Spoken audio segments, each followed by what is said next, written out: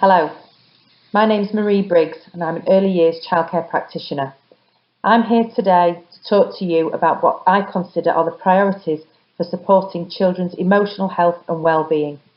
So the motivation that drives me in terms of creating a nice, warm, welcoming environment for children. One of those is the attachment. And when I talk about that, the regard for attachment not only from a parental perspective but also from a practitioner and child perspective. The significance of positive mental and emotional health, it cannot be overstated how important positive mental health is to a child and how much it can impact on their development, and this really does have to be recognised, which is part of why I suspect we're all here today. In supporting that positive mental health, I believe that robust settling in processes should be in place with every setting, but doing it in a way that meets the parent's needs and the child's needs, not necessarily what's convenient for the setting. Acknowledgement of different parenting styles. Every parent is entitled to parent their child differently based on the child's needs, based on the parent's needs, and understanding their child more than we do. And building the strong relationships with the parents, allowing for that non-judgmental attitude, will allow the parent to feel comfortable and secure with where they are sending their child. And if the parent feels listened to, particularly in the initial stages, in the settling in stage, then they will feel listened to throughout. And if they feel listened to and they feel empowered, then they will feel much more comfortable, much more secure about where their child is coming. If the parent feels more secure about where the child is coming, inevitably the child will feel more secure. So the aims of our setting, our mission statements if you like, as the slide reads, to promote and increase and maintain PSED and the outcomes for children and their families, to create and sustain positive relationships with parents and allow them to have the confidence in their own parenting while feeling supported and empowered, and to continually assess the provision using the self-reflection. That can be through staff meetings, staff supervisions, conversations with parents, conversations with practitioners. How do we pull that all together? Well, I suppose in summary, by listening and paying attention to what parents say and gathering the information. That can obviously be at initial registration stage, during home visits when we're permitted to do those, and at handover times, taking account of what the parent is saying, morning times, but equally then on an evening as well. Sharing that vital information of how that child's done that day within the setting so that the parent knows exactly what they're dealing with as they go home. Cascading the relevant information to other staff members, obviously on a need-to-know basis, but if a particular practitioner takes the child in the morning and notices that, something's not quite right, then at least to pass that on to other staff members that may also be engaging with that child throughout the course of the day. Observing, monitoring and assessing the child behaviour. Again, I've talked about the Leuven scales, but looking at where they're at when they first come into the setting, reflecting, thinking about what support they may need throughout the course of the day, and then revisiting it at the end of the day and saying, well, look, how far has that child come throughout that day? It will help the practitioner to understand and to know how to support that child further the following day or the next time that the child comes. General daily practitioner conversations and that constant reflection and personal questioning of what's actually happened that day, what might we do tomorrow, what could we have done better, what will we miss out, what might we add.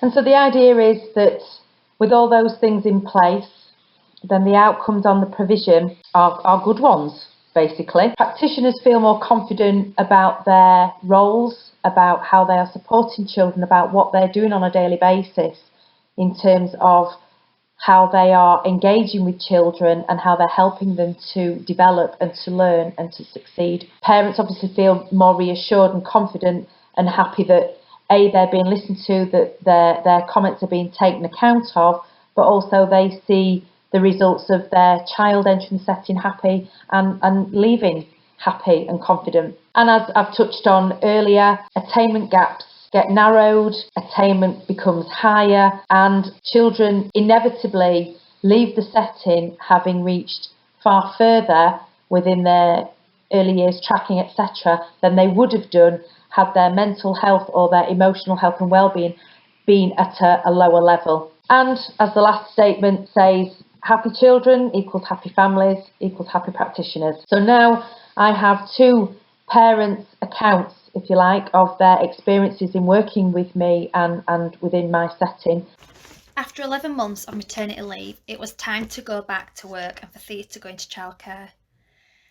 After spending so many months together, building our mummy and daughter bond and making so many special memories, watching Thea grow and develop and achieve each milestone, I knew it was going to be hard to find a childcare setting that was right for Thea, but also myself.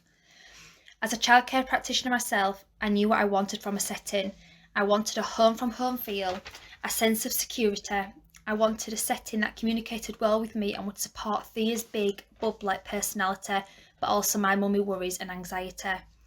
After time, I decided I wanted a childminding setting for Thea. I felt this was going to be more of what I was looking for, and that's how I came across Marie's. From the first meeting and visit to Marie's to look around, I knew this was the right place for Thea and me. With the feel and welcome I got, Thea was straight away playing and exploring and was really happy and confident to be around Marie.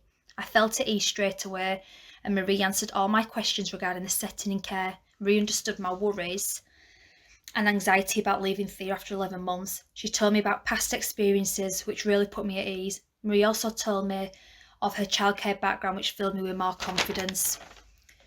Before Thea started at Marie's, Marie did a home visit and Thea did settling in sessions. These were all planned around Thea's personal needs and how well she was going to adapt to the change. Marie also spent the time getting to know Thea and building a relationship, but also getting to know her home routine, likes, dislikes and interests, but also getting to know me. On Thea's first day, she was so happy, content and straight in for breakfast with Matt, but I was so emotional and anxious, but I was soon put at ease when I received pictures of her so happy, content and playing. At the end of the day, Marie, Matt or Jean always gave me a great handover, telling me what Thea had done, what Thea had done that day and how she was developing the bonds and relationships she was performing. This made me feel so happy, proud and content. I stopped feeling nervous and anxious to leave her. Marie has always supported me as a parent. Since Thea started, I felt a sense of trust and I felt like a normal parent, that sometimes we don't always get everything right. She always kept me up to date with Thea's development, but also asked about Thea's development at home or changes and always supported us with that. When I arrived to pick her up, I always got the opportunity to watch Thea play and see her interact with the other children and seeing her enjoyment. Thea is now 3 and still attends Marie's. The feeling of comfort and a sense of security I get knowing that Thea wants to go back the next day. The friendship she has made, listening to her tell me all about her day, her confidence and personality has grown so much. That's when you know your child's needs are being met and they can be themselves. So I've known Marie now for 4.5 years, and my daughter started when she was 18 months old, and she's now nearly 6. As soon as I went to Marie's, I just knew and I fell in love. I knew it was for my daughter. She used to always come home with creative stuff like pictures, decorated buns, when it was Christmas time. Decorations for the tree. She always used to come home happy. She used to always be out playing. That's the main thing. As long as my daughter came home happy, I was happy. Marie's also helped me in other ways. I'm a single parent, so I do find things hard and I do struggle, especially when Renee was younger and I didn't know how to handle her temper tantrums. So I used to always ask Marie for advice and she used to always support me. And yeah, even in my dark days, I could just ring her up, even when Renee hasn't even been that day, I could ring her up. And Matt's absolutely brilliant. He's a positive male role model for my children, because obviously they don't have a father at home. So having Matt as well helped. I don't just see Marie as just a childminder or just a job. She's actually a really good friend of mine.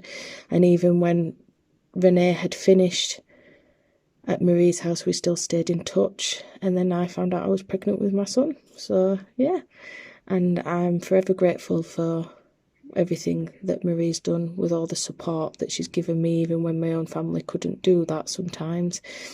And I think now we have a really good friendship, and I could go to her for anything really, and I feel that my children is safe, and I can just drop, especially with Arlo now, I can just drop him off and I just know that he's in good hands.